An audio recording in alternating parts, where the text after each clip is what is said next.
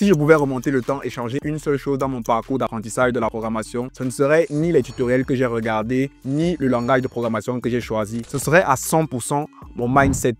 Et pour illustrer ça, nous allons suivre deux personnages. Nous allons les appeler Daniel et Salim. Préparez-vous parce qu'on va aussi jouer à un petit game. Imaginez lequel des deux deviendra millionnaire en premier et lequel finira esclave d'une boîte qu'il exploite. Je vous donne la réponse à la fin de la vidéo. Les sorciers n'ont pas eu la théorie, c'est pour ça qu'ils pratiquent. La pratique dépasse de très loin la théorie. Salim, lui, n'a jamais été fan d'apprentissage passif. Les bouquins et les vidéos interminables, très peu pour lui. Il aime quand c'est concret. Quand il peut jump, il est passé directement à l'action. Daniel, par contre, c'était tout l'inverse. Il a lu un article sur les 10 000 heures. Cette idée que si tu passes 10 000 heures sur quelque chose, tu finis par devenir un expert. Ah ouais, carrément. Un peu comme l'entraînement de Vegeta dans la salle de l'esprit et du temps. Salim, lui, voyait ça autrement. Il s'est dit, pourquoi ne pas écrire 10 000 lignes de code? Et chaque millième ligne doit être mieux que la précédente. Et là, c'est le déclic.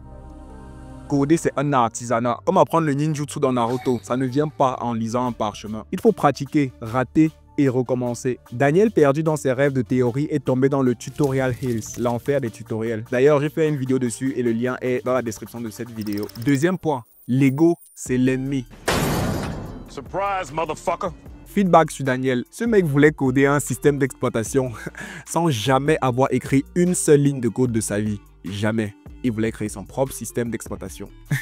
Pendant ce temps, Salim, lui, il s'éclatait à simplement changer les couleurs d'un paragraphe avec du CSS. Pour lui, c'était déjà insane. Ça le motivait à pratiquer encore plus. Mais Daniel, non, ça ne l'intéressait pas de faire des trucs aussi petits. Il trouve ses bases trop simples et pas assez cool pour son ego. Il rêvait de cloner Facebook ou YouTube et de s'attaquer directement aux API REST ou aux algorithmes vraiment hardcore. Résultat, il est resté sur place longtemps pendant que Salim évoluait à son rythme. Si Daniel avait mis son ego de côté, il aurait level up beaucoup plus vite. Alors toi qui regardes, t'es plutôt team Salim ou Daniel jusque-là? Dis-le moi dans les commentaires. Troisième point, soyez à l'aise avec l'inconfort. Dans le dev, t'es pas un info manager. Ton job, c'est pas de tout savoir. Même un pro ne sait pas tout. Mais si un problème tombe dans ton domaine, genre back-end pour les développeurs back-end, on s'attend à ce que tu puisses le résoudre. Et ça, c'est uncomfortable. Ce malaise, il ne partira jamais. Ce domaine est trop vaste comme le monde de One Piece. T'as beau explorer toutes les îles, il y aura toujours un mystère. Il faut accepter cet inconfort et même apprendre à kiffer ça.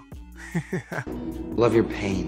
À chaque fois que tu te sens perdu, dis-toi, ok, c'est inconfortable, mais au moins, je vais apprendre un nouveau skill. C'est ça la beauté du truc. Dernier point, tu ne maîtriseras jamais totalement. Sur Reddit, je vois souvent des trucs du genre, combien de temps il faut pour maîtriser Python? Est-ce qu'il faut que je maîtrise HTML avant de maîtriser CSS? Mais ça, c'est un mindset qui passe à côté de l'essentiel. Quand tu démarres, l'objectif, c'est pas de maîtriser un langage de programmation. C'est de build des trucs avec et d'améliorer ton game au fur et à mesure. Les concepts, tu les captes vaguement dans les tutos. Ensuite, tu les appliques encore et encore dans tes projets. Exemple, moi au début avec les CSS Flexbox, au lieu de vouloir tout comprendre dans le tutoriel avant de passer à autre chose, j'aurais dû finir mon tutoriel et jump directement dans un projet. Mais tu vas me dire, si je ne maîtrise pas, comment je décroche un job?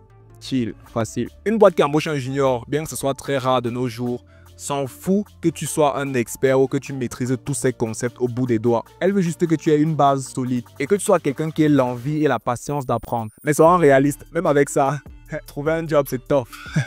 Il faut soit avoir le bras long comme Luffy, pour ceux qui ont la rêve, ou avoir 10 ans d'expérience à 22 ans. Ouais. Sinon, tu peux toujours devenir CEO de ta propre startup sur LinkedIn. Maintenant, passons à notre grande révélation. Qui devient riche? Revenons à notre jeu. Daniel ou Salim? Qui finit millionnaire? Étonnamment, c'est Daniel qui finit millionnaire. Si vous êtes comme moi, vous vous demandez certainement pourquoi Daniel. L'effet Dunning-Kruger, les gars. Daniel avait son ignorance et sa confiance se vend super cher. Il pitch des projets de fou et les boîtes mordent à l'hameçon. Résultat, il décroche des contrats juteux, même si ses sites crachent au bout de 2 clics. Salim, lui, il doute. Plus il apprend, plus il se rend compte de l'immensité du domaine. Et ça le paralyse. Le classique syndrome de l'imposteur. Il bosse dur, mais il n'ose pas se vendre. Ironique, non? Les imposteurs se sentent légitimes et les légitimes se sentent imposteurs. C'est pour ça que les sites des grandes entreprises ou des administrations sont aussi nuls. Ils sont confiés à des Daniel qui savent parler mais ne savent pas coder. Alors là maintenant, t'es plutôt un Daniel ou un Salim. Si t'es un Salim, alors no worry. Tout ce que tu as à faire, c'est t'abonner à la chaîne et activer la cloche de notification. Je ferai une autre vidéo pour t'aider à sortir de ce syndrome de l'imposteur et devenir un dev ultime. Si tu es un Daniel, suis juste les conseils de cette vidéo et tu deviendras unstoppable. Donc là, maintenant, je t'invite à lâcher un like et un commentaire pour me dire dans quel camp tu te trouves. Et on se retrouve bientôt pour level up ensemble. Y a une morale à cette histoire, et comptez pas sur moi pour deviner ce que c'est. Pour faire simple, trouvez le Daniel et le Salim qui est en vous et faites-les bosser ensemble.